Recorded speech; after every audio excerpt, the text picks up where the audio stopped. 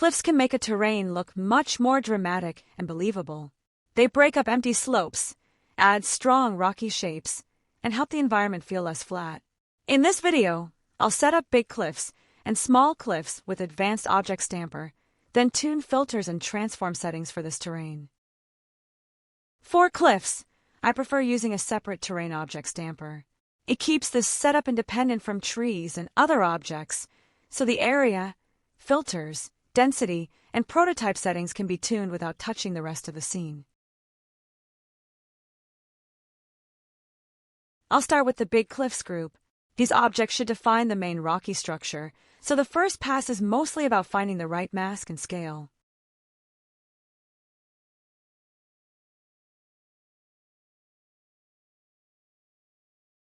Let's add a slope filter first, because cliffs should mainly appear on steep parts of the mountain. Then I'll add noise. Noise is important here, because I don't want cliffs everywhere inside the slope mask. It creates empty gaps between cliff clusters, and the result looks much more natural.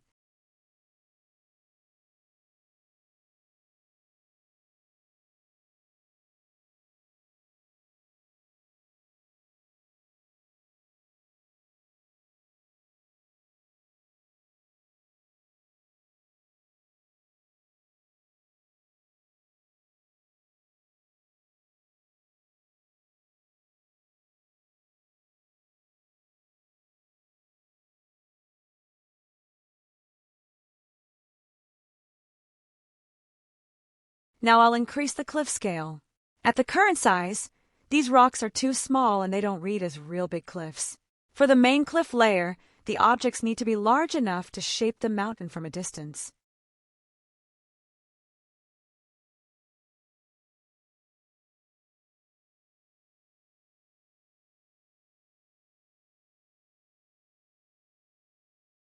Next, I'll add align cliffs. This component is not the same as random rotation. Random rotation just turns objects in arbitrary directions. Align cliffs rotates them toward the mountainside, so the cliff pieces can follow and wrap around the slope instead of looking randomly placed.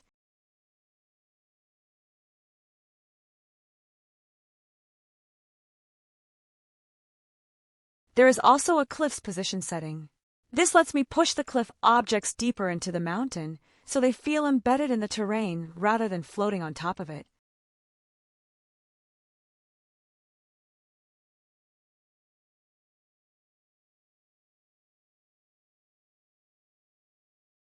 Now I'll adjust position offset a little. I want the cliffs to move slightly downward and sit more naturally inside the slope.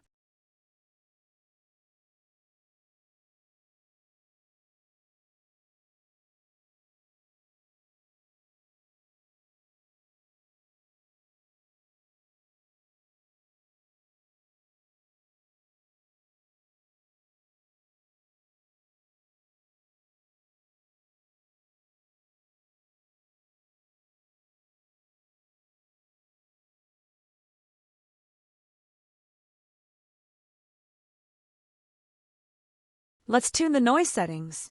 I want the cliffs to appear in visible clusters, not as an even scatter across the whole slope.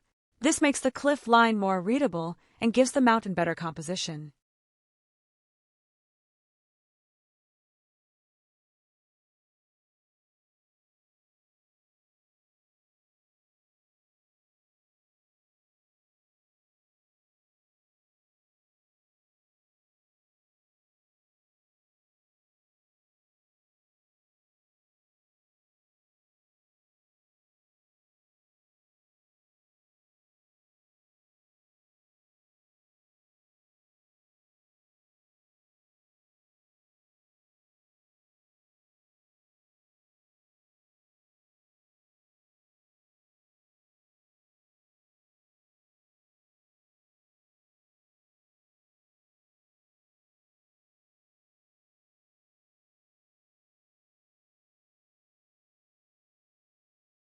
Now I need to tune the second prototype.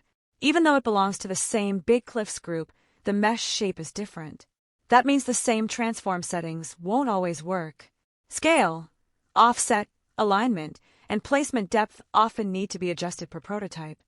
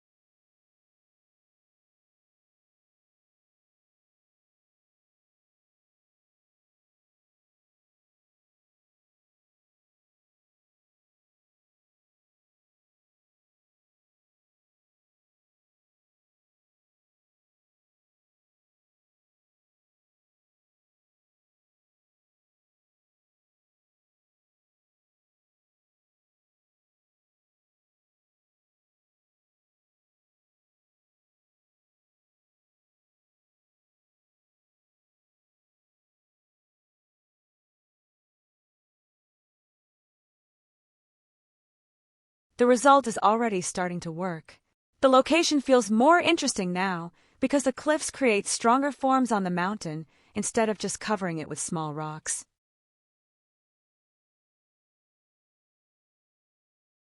Now let's add small cliffs. This group is for smaller rocks around the big cliffs. They won't define the main silhouette, but they help add detail and make the transition between terrain and large cliffs feel better.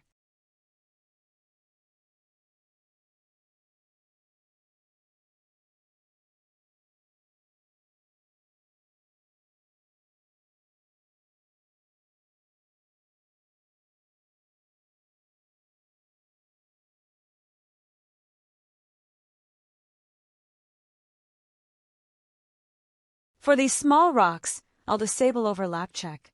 It doesn't make much sense here. Overlap checks slow down spawning, especially when we need to spawn many small objects. For this layer, density and speed are more useful than strict overlap validation.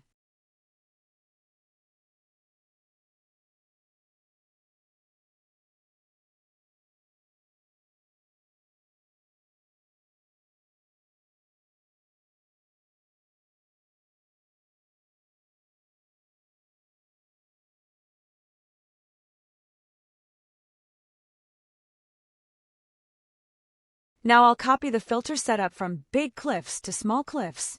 This is useful because both groups should follow the same general mountain logic. The small rocks should appear near the same cliff areas, not on completely unrelated terrain.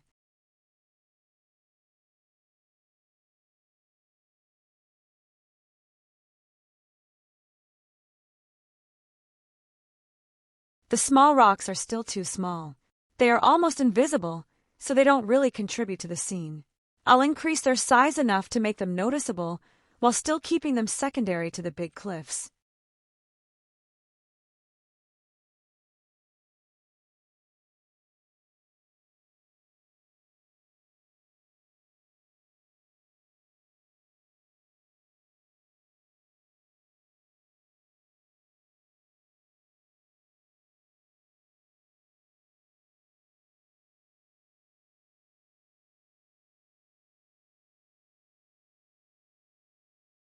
Now I'll increase the mask radius for the small cliffs. I want these rocks to spread a little farther than the big cliffs.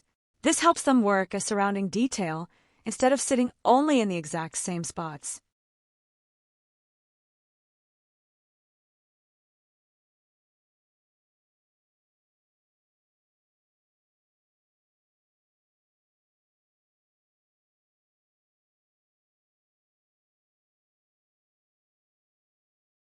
The small rocks still look a bit unnatural. To fix that, I'll apply similar transform settings to the small cliffs as I used for the big cliffs. They still need their own scale, but the same ideas apply: better alignment, better offset, and a more grounded placement.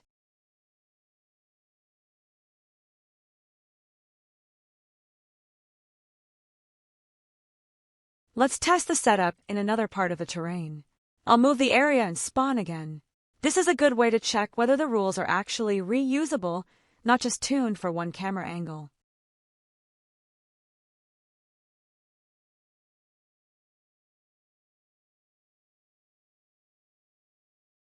Here we can see cliffs spawning in the snowy area. I don't want that for the setup, so I'll fix it with height noise. This gives us another mask control and helps keep cliffs out of places where they don't fit visually.